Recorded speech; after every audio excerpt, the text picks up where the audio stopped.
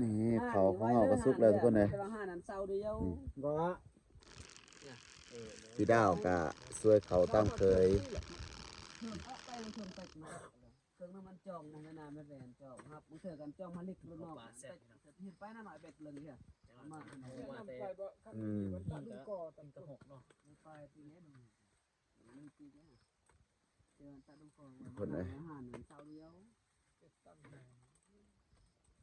อันเสาแบบอัน เดี๋ยวเฮาสิมากินกาแฟก่อนทุกคนนี่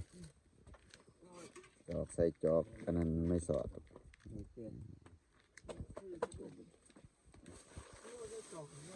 กินกาแฟพี่น้องเลย เอาน้ำมานี่แหละน้ำมอนึงเขา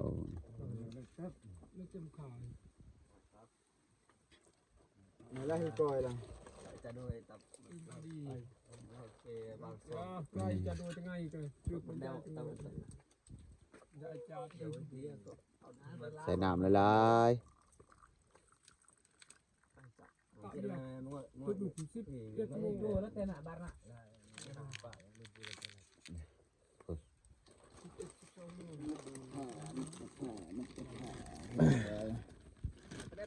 บ่ได้ ก็แล้วที่พิษมันรวม เฮียจังเลย มาตักนี่แต่มันคุ้นเคยดี ดูถ้าจะดูจะมือให้โจมเฮ้ยเลยเนาะร้อนร้อนแค่รถร้อนแต่เราจะดู เลยเดี๋ยวดีเนาะว่าดีคือน่ะ ดีแล้วที่จะเฮงนั่นเลย น้ำหลายโพด เพื่อนตาสิตั้งงามๆหนังแรกนั่ง จะดูไปจุดบ้านยังไงกับมูลมานเนี่ยเดี๋ยวง้อชาเดินนักลองดูได้แล้วบ้านตัวเนี่ยลำบากฮะนี่แหละที่ก่อยตัวนั้น นี่โอเคก่อนทุกคนเลยเฮ้อ้าวน้องหัวหน้าเลย หัวหน้าคุมงานแล้วครับชื่อหัวหน้ารถฟอ อั ร์ น ด นี้ห้อง นี่หัวหน้ารถฟอร์ด ที่ร้านเพิ่น กินกาแฟพี่น้องไปเบิ่งกินกาแฟจนเรียกจอก อันนายพรานเพิ่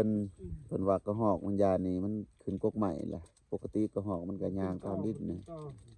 ยิ่งตบแต่มันขึ้นกงไม้เฉย เอาบ่กินวะ กินแล้ว อันเด้นายพรานมาแล้วน่าสิได้อยู่